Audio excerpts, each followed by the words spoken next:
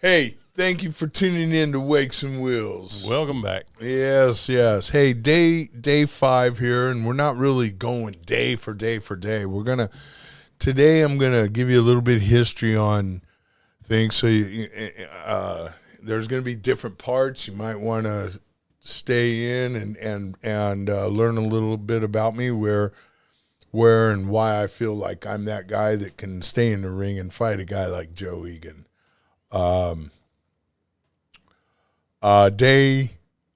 You go back on some history on our channel on Wakes and Wheels. We did a 100-day challenge that was strictly trying to bring up our views. We do car shows these days, and we're starting to get into some pranks and comedy side of things. So, and then we YouTube tells us to do a 100-day challenge, and so we like, what are we going to do it on? Boom, at that point, we saw the Nate Diaz fight, and we went from there. The rest is history. Day 35 in our 100-day challenge, day 35, you open up day 35, and you will see we started attacking John Fury because of his ridiculous outburst in the boxing industry and at a media Event with Mike Tyson and his son. So anyhow, it really got under my skin.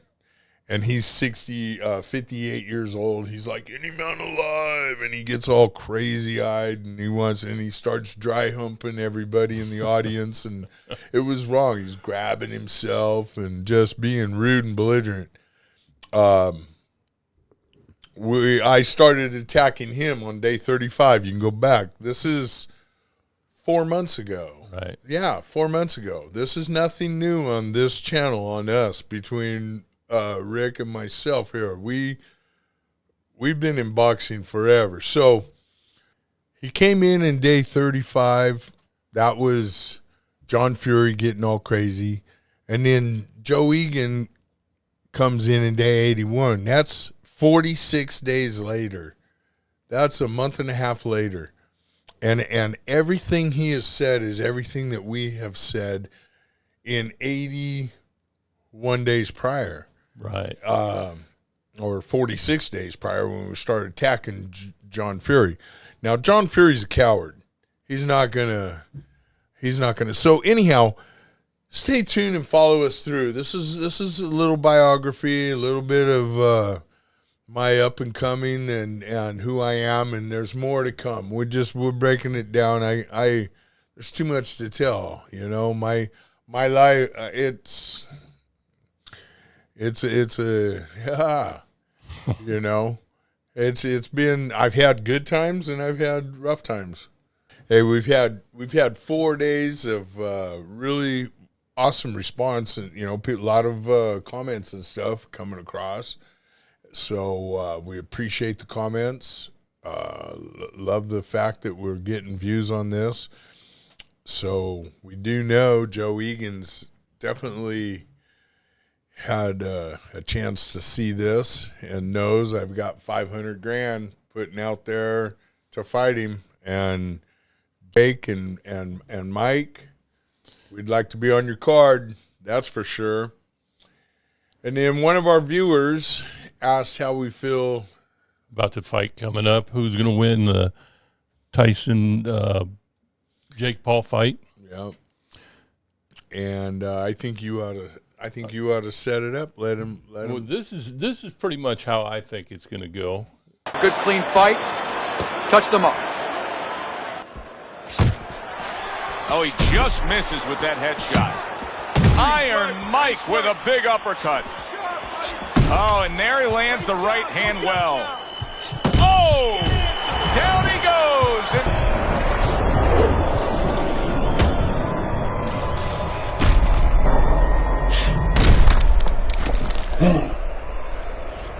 Oh, body shot, and he's on the floor. Fight's over. He don't need the head. It doesn't need the head. He don't need to aim for the head. He's going to take him out with a body blow and to make it a fair fight. That's pretty much how it's going to go, right? And, you know, I mean, I don't know where to begin with this, but, I mean, we started as Jake Paul haters, I guess. Not really haters, but we just hated what was happening with the boxing industry. Right. We had been gone. It all started with that Nate Diaz fight, I think, is what got us. Because we hadn't been watching boxing. There hadn't been any excitement. Everything had gone to MMA. Exactly. That's a real fight. Knuckle up, let's go.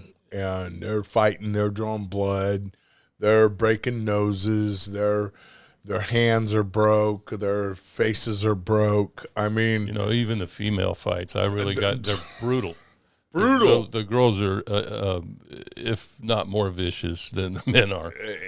And no joke. So, you know, we hear this Nate Diaz fight because we're watching MMA all the time. We know who Nate Diaz is. He's a legend. Right. There's no question. He's our Stockton boy.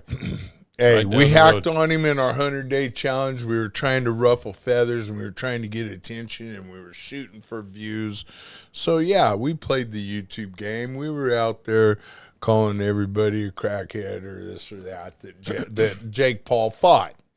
So, I mean, we were having fun with it. And it's all part of the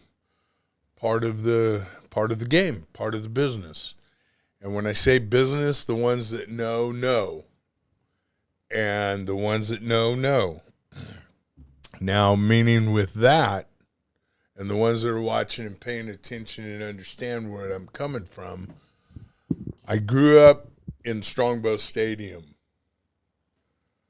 I grew up 2 blocks from Jules Strongbow. I used to go down mow his lawn. I remember one day he handed me, we're in his backyard. I'm 10 years old, 11 years old. He hands me a plate of food off of the barbecue, and I carried it over to Lou Colombo, who was one of the most famous bodybuilders back in the day. Before Arnold Schwarzenegger, Lou Ferrigno, there was Lou Colombo. He was one of the ultimate best of that. Back before steroids, I think. That was, dude, that was when real was real. Right. You had to work for it. That's Rowdy Rodney Piper. And when I'm shooting out some names and Rowdy Rodney Piper was one of the most. He was just a youngster. I mean, he was lightning. I mean, as a child, a 10-year-old, my brother was 7, I was 10. We would run the dome. The dome was a gladiator dome in Bakersfield, Strongbow Stadium, and only the old school knows this. The wrestling. Hulk Hogan, I know you know because you were basically a child back then.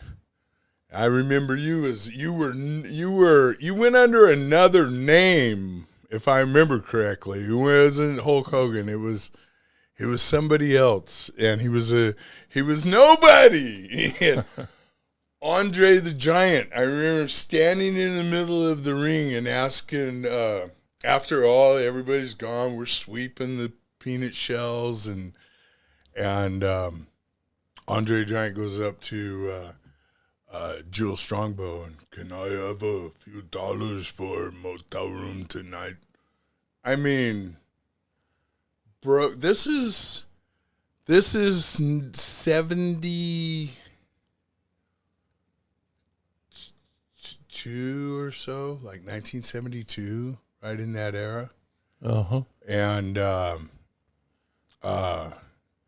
no, 73, 74. By the 80s, he was making movies with Cyndi Lauper and all that. That was 10 years later, yeah. And my whole direction, I was headed WWF. I had the keyway. Vince McMahon Sr. was taking over the scenes in L.A. Coliseum. Prior to that, Jules Strongbow Stadium in Bakersfield was where Freddie Blassie was my hero. Classy Freddie Blassie. Nobody these days even knows that name. Has no clue. Hulk Hogan does. Hulk Hogan knows. And some cats that are my age, they'll remember those names. But I grew up in Strongbow Stadium. I have Jules Strongbow's saddle. It's with my mom's stuff. My mom has passed away. There's so much story to tell you. I mean, I don't know if it's still down in Dinuba, and I'll look into that. But Ramona Strongbow, Jules's wife, gave me Jules. I was a little boy, grew up with these guys. And then later in life, after I came back through prison terms and this and that, and traveling through downtown L.A., I go into my old stomping grounds there, and I knock on their door, and Ramona answers the door, and she had no clue who I was. I mean, she's old, and she was old then. And you mean like old like us, or no? She was actually 80s on her way. Yeah, she was really in rough condition, and we talked about all the old times, and she just lived for it. She told me how she had oversalt the peanuts when she'd serve the peanuts, so they'd drink more beer in the Coliseum, you know. And I mean, it was just awesome to sit and talk with her. And then, so we talked about putting on a show in Strongbow Stadium. Let's give it another raw. And so I promoted the show the best I can. But there was a guy, I can't remember his name. He was trying to buy the stadium from Ramona. So when people were calling, is there a show at the stadium? He would shut me down. No show. So we kind of had a flaw. It was half the stadium was sold. I mean, it didn't really do well. So it was kind of a flop. But that was my wrestling career. And my brother and I, there was about 6 of us that we wrestled, and some girls. And that was, geez, that was 40. That was 40. So, yeah. So, this still cracks me up to this day. So what was your character? Oh, you know, yeah, we'll leave that aside. Enough. We're I think it's funny. Well, it is. We're leaving it alone, and it is what it is. But I'm not worried about all that. I get you, and I was wanting to be hated, and I was the bad guy. And you know what? And we're falling into that with the Joe Egan. Joe Egan could be the good guy, and I'll be the bad guy. And let's go get it. But now getting back on Jake Paul. I got a lot of respect at this point for his promoting abilities and where he's taken this. And I look back at the days me and my brother were fighting in the backyard. We come home from Strongbow Stadium, and we would fight. We had the Firestone brothers. My mom and my stepdad's best friend were Tom and Dixie Firestone. And they had 2 boys, Scott and Randy Firestone. And then there was me and my brother, Patrick. And we'd go in the backyard, and we'd do tag teams, and we would fight. Like, we lived for it. And I don't mean play fight. We were competitive brothers. Like, you're not going to beat us. Right. And we were throwing blows. And, I mean, you know how we've played, bro. Right. Later in life. I've literally bit you to make you mad enough to fight back. Like, You know what I mean? Yeah. I've bit you and I bit Rick, the other Rick, Rick Segura. I just don't throw names around, but there's no reason why I can't throw that name around, Right. But no, I bit him wrestling to make him mad and fight me. Let's go. And we were kids, bro. Who does that? Right. We were 15 years old, and I'm making you fight, bringing the beast out of you because I had been being trained that way. Rick knows we were 17 or 18. Yeah. And that one dude, he was what, 35? What are you talking? Yeah. In the car wash. Yeah. Oh, 35, 40 years old. Yeah. Full-blown man. Wants to get mouthy. I don't know what we were doing. We were good kids, man. Yeah. We were doing nothing wrong. We were washing my truck or something, or your car, or we had them both. I don't even remember how, but I remember you've told this story quite a few times. I think today you'd call that a Karen. He must have been a Karen. We had our music too loud or something. Right. I think that's what up. And he said something. I told him, dude, you know what? You need to. Next thing you know, I'm over there mopping him up. And it was that quick. They always were. And yeah, I've had a few of them last quite a while, but only a few. But that's where you go back to what's happening in the boxing and in the MMA right now, because in reality, there's not even some real thick, badass MMA fighters out there right now. If you think about it, they're all just below all the Chuck Liddells. There's no one in his league fighting at that caliber. Kale Sonnen, none.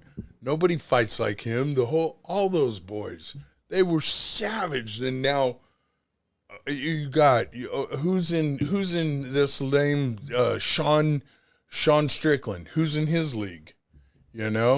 Who's that other clown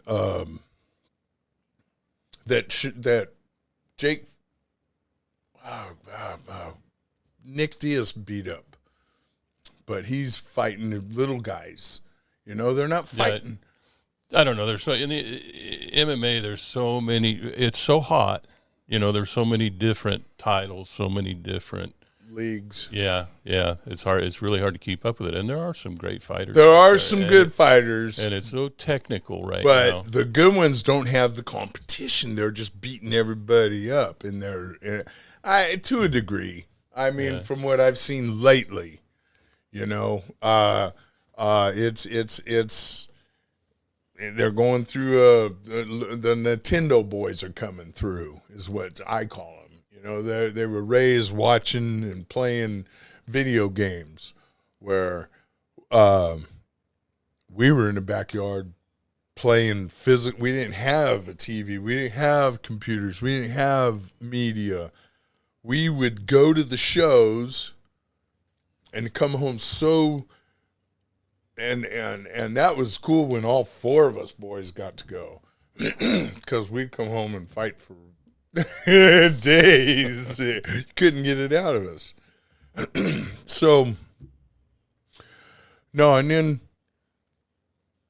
when we were coming out of high school and all, that's when Mike Tyson was coming along. He was just like going through the Olympics right at that time and won the gold. And then he was coming on, and then I headed off to prison. My prison started. That was about 85. Yep. 85 when I took off to prison. Yep. And boom, there's a lot of things that happened there. Yeah. I learned some fighting skills. There was days, and it's funny, and I got a bad taste in my mouth for Sean Strickland because of the way he talks about our Marines and You know, I mean, just the way he's trying to represent a man, and he's very trailer trash. He's very degrading to the male race. Is he a good fighter? Okay, compared to who he's fought, you know, yeah, he's a good fighter. He's a good fighter. I'll whoop his ass. That I do know. I can just look at him and tell I can whoop him. I know. So do I think I could whoop anybody and everybody? No. No. In no way. No way. Usually someone running their mouth like John Fury, Sean Strickland. Sean Strickland came into MMA with one of them ponytails up here with his little fountain thing, you know, a real female-ish get up. And he has changed his way because that is who he is. He came in doing what he did. You know, he was that guy. He's changed over into this phony person that he's putting off to be because he's won a few fights. But who has he fought? You know, I mean, he's not all there. He's not that good. But I don't care. I'm gonna have to disagree with that. The last fight I watched was really technical, and I thought he fought smart. He knows how to fight.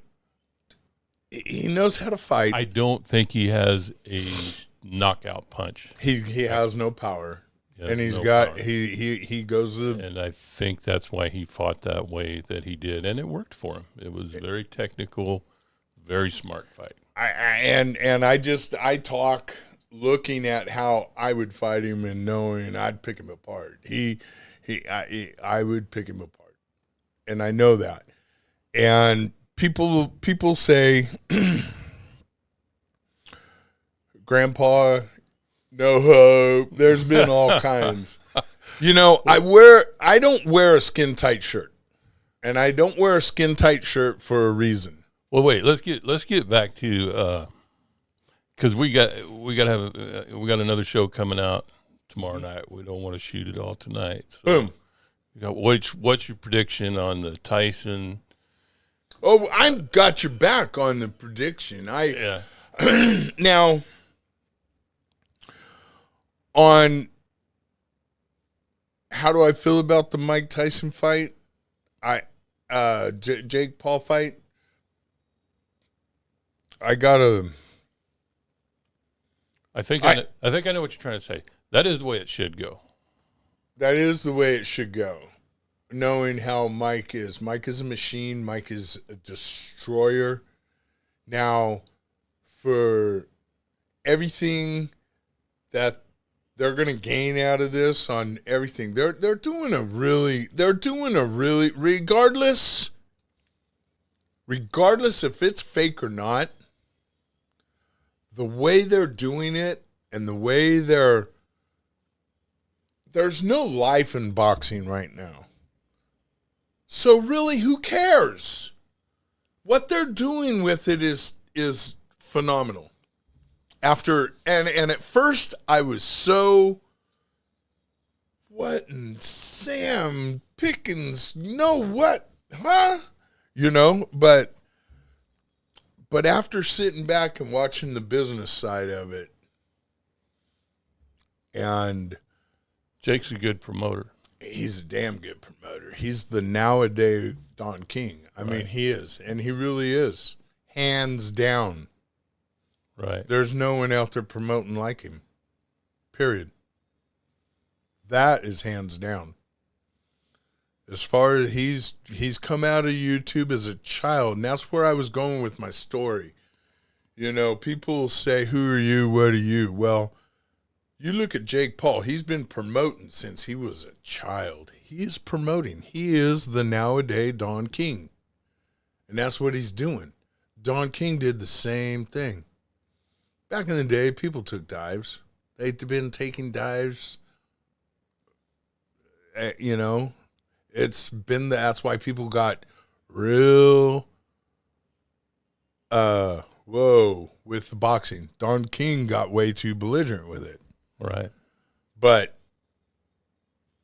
you know, I mean, he was using other people after Mike. I mean, it was different. That's when it got real obvious. Mike just destroyed everybody.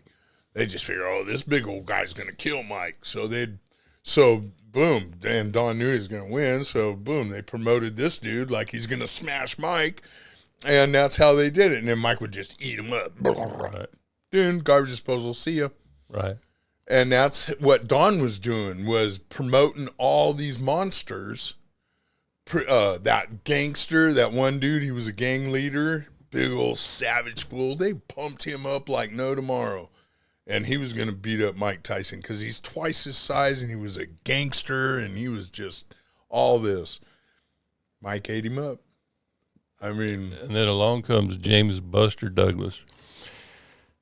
And here's another thing, just like you're saying, you know, didn't really pump him up all that much. I mean, everybody, I still remember, I wanted to go see the first round knockout or the 30-second knockout or whatever. Yeah. Well, this turned out to be a 10-round fight. Yeah. And Tyson went down in 10 rounds.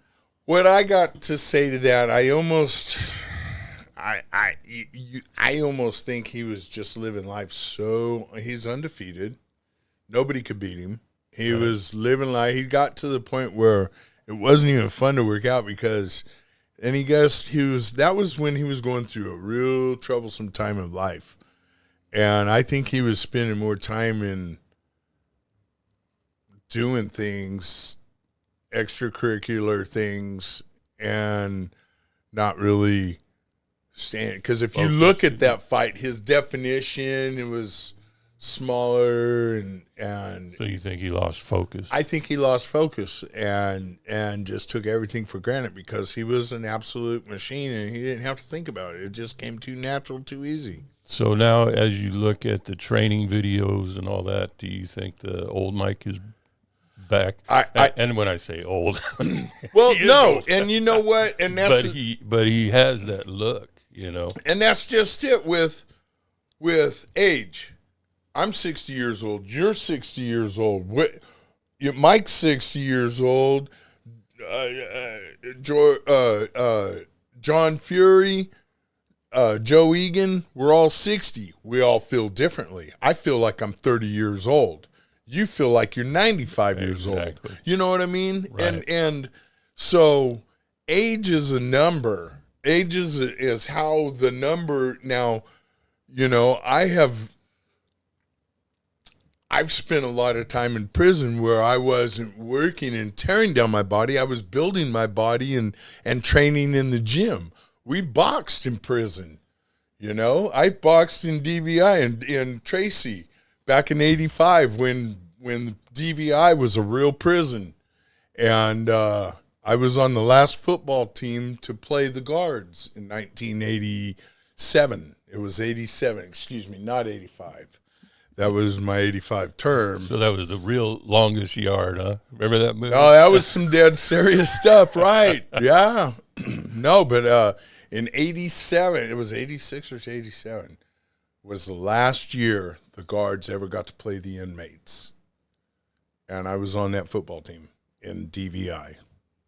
On one of the last, there wasn't just one football team. They were all over in different prisons. But I was on the last football team in DVI. I was 22 years old. Thought I could rule the world. And I was running amok like I thought I could rule the world. And it was... Well, I remember it wasn't me that talked to you. It was somebody else that talked to you at that time when you first went in. And you said, you know, I don't want to just be in here. I want to run this place. I always had that kind of backbone and you know, I mean, if I'm going to be in here, I'm going If I'm not gonna be at the top, I'm gonna be at the top with the top. Right. And I always put myself in that position. And it's because I would fight that quick and I wouldn't lose. And that's why I was always right there. And in a heartbeat, I will fight that quick for all the right reasons. I mean, and that's why I most never lost a fight. Of course, I've lost fights, but they weren't Always fair. They were, well, I've had those. But you've seen me lay 3 dudes out. Right. You've seen me go through 3 or 4 guys, and that's happened. Yeah. You've seen me go down and come back up. Right. And there's other people that have seen that too in other atmospheres. So, do I have fighting skills? I wouldn't be putting $500,000 out there if I don't feel I got the skills. And I went yesterday and verified it. The money's there, Joe Egan. Don't be scared. Don't be a coward like John Fury. I know you're not a coward. You're a straight-up warrior. But you're talking, you got 1 fight left in you. John Fury ain't going to answer. He's a coward. That's what cowards do. They act like bullies. They try to run their mouth. That's what a coward is. They're scared, so they try to,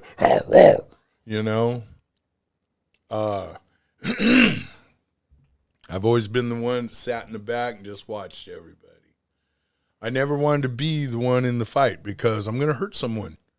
And that was always my reasoning. I don't want to fight anybody. I'm going to break your face when I hit you. And that's do I want to fight? Not at all. But anymore, no, I don't. Back in the day, I used to live for it. I really did back then. You remember. There's so much to be talked about and said, and it's like you said, we got more shows coming on, and it gets going when you get going with it. And I've never wanted to talk about things on our show, but I'm cool with it because we're sincere. We do want to fight on that card.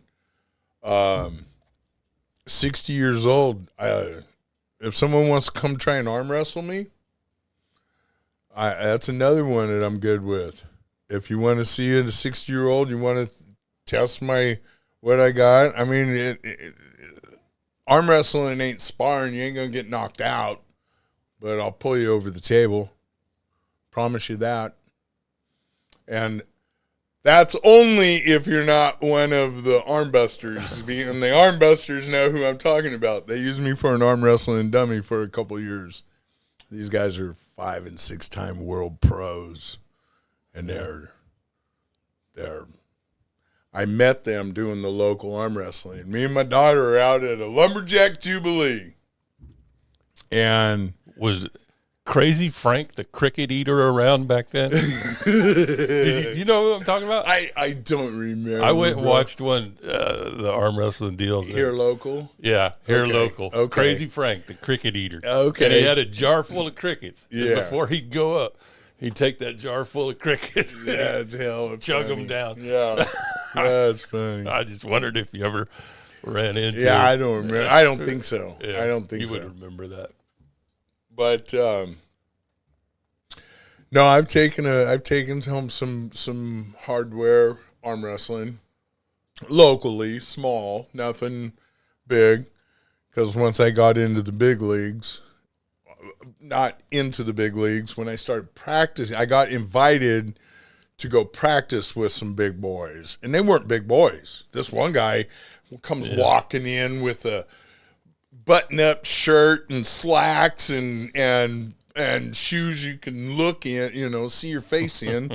He walks up, click, clock, click, clock, click, clock. Come on. Whack. I'm like, what? I mean, just, it was amazing. But no, these guys are just straight pros. Right. And they're on ESPN. They're doing it. They're doing it right here in Turlock, and called the Armbusters. And the boys are badass. Right. They're badass. So Mike Tyson, Jake Paul, if they take the if he's got the chains off of him, the leash off of him, whatever, I say takes him out in one. I wouldn't be surprised to watch him lay back and play with him. I think that's going to happen. I think he's going to let him because Mike Tyson has nothing to lose at this point. Right. He can go in and play with Jake Paul and play the game, and who's going to say something to him? Right. First of all. Second of all, it's pretty damn obvious. So, who cares? I say no more than 3. The longer he stays in, he's in, and you know what? And Jake Paul's gonna gain so much from dude, he's going in the ring with Mike Tyson. Just the fact that he gets to hear the opening bell is history in the making. Right. For that man. Right. And his promotional abilities to put himself there is phenomenal. Right. It really is. Right. He's done an absolute outstanding job. So your final pick? I'm going to take Mike in 2 minutes and 30 seconds. You know, I say that's a pretty good call, but after talking to you, I've changed my mind a little bit. I think he's gonna play around a little bit, maybe for a round or two. I'm gonna take Tyson in the 3rd round. In the 3rd round. Yep. So Tyson in 3, and I say he's going to take him out in the 1st round in 2 minutes and 30 seconds. So there's your answer. You wanted to know. Hey, thank you so much, everybody. Thank you. All right. We'll see you.